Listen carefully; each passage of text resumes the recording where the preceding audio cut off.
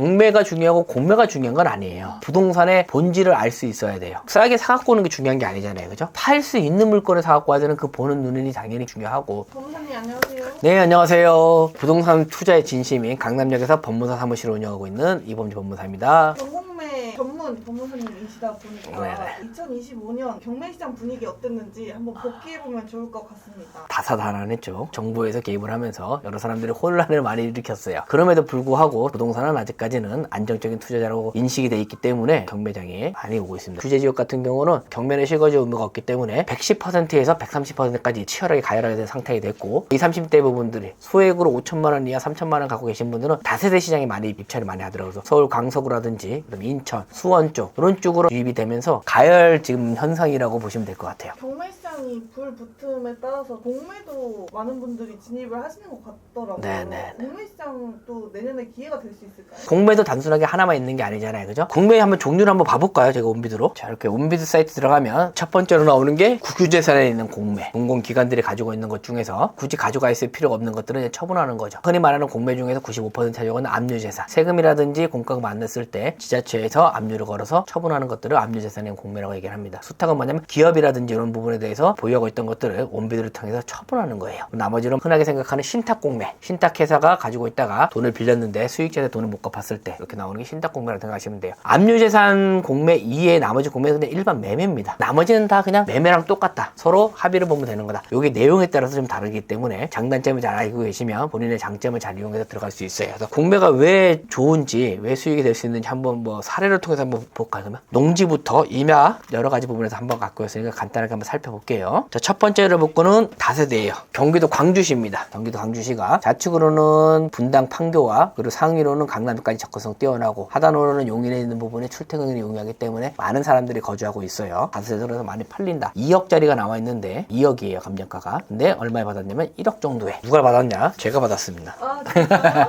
제가 받아서 지금도 보유하고 있어요. 사람들이 공매가 어렵다는 이유 중에 하나가 권리 분석 때문에 그러거든요. 일반 경매는 사기업에서 많은 정보를 제공하고 있지만 공매는 온비드에서 제공하는 거기 다기 때문에 권리 분석을 할 수 있는 사람한테 유리하긴 해요. 그래서 제가 이거 2억짜리를 1억 800인가 때 200 주고 제가 매수를 해왔습니다. 그런 부분에 있어서 이제 공매가 다세대도 충분히 수익이 된다. 또 한번 볼까요? 다른 것도. 두 번째로는 토지 같은 게 많이 나와요. 공매가. 자, 이거는 일반 대지입니다. 대지. 바로바로 그냥 건물을 신축할 수 있는 대지를 받아서 몇 퍼센트 받을 수 있냐? 기본적으로 한 60%대. 감정까지 60% 받아가지고 와서 30% 수익을 볼 수 있게끔 시공하시는 건축회사라든지 이렇게 팔 수가 있어요. 다양하게 대지로도 사용할 수 있다. 그리고 이거는 농지입니다. 우리가 흔히 말하는 농지 전답가수원. 농지증 잘 안 나오지 않나요? 얘기하는데 농지증 잘 나옵니다. 투기 가능성이 있는 지역 아니면 평택, 용인, 시흥, 광명, 화성 이런 동네가 아니면 농지증 잘 나와요. 아직도. 소액으로 산같이 생긴 농지를 투자해서 수익을 낸 사례예요. 400만 원 정도 투자해서 한 200, 300만 원 수익을 본 사례이기 때문에 이런 같은 경우도 공매로 나오기 때문에 가능하다는 거죠. 공매의 장점은 뭐냐면 압류재산의 공매들이 토지들이 많이 나온다. 가장 중요한 건 그래서 부동산 종류에 대해서 알아야 돼요. 토지는 어떤 거, 아파트는 어떤 거, 다세대는 어떤 걸 알고 있어야지 이렇게 투자를 할 수 있는 거예요. 농지도 가능하다. 공매로는. 다음에 보여드릴 거는 임야. 임야도 충분히 가능하다. 얼마냐면 감정가가 3,500인데 낙찰은 1,000만 원을 받아서 3,500에 매도가 가능한 사례입니다. 토지 같은 부분은 일반 경매보다는 공매 부분이 상당히 많이 나온다. 관심을 가져볼 만한 물건이다. 임야도 수익이 창출이 가능하다. 또 볼게요. 이거는 오피스텔. 이분도 신탁 공매로 받으신 겁니다. 공매로. 오피스텔인데 이분은 받으셔가지고 본인이 지금 월세로 내고 계셔갖고 1, 2천만 원 묻고 월세 수익을 내고 있다가 매도하려고 가지고 있습니다. 신탁 공매를 잘 배우시면 규제가 심하지 않는 오피스텔도 공매로 가능하다. 하나 또 볼까요? 아파트 한번 볼게요.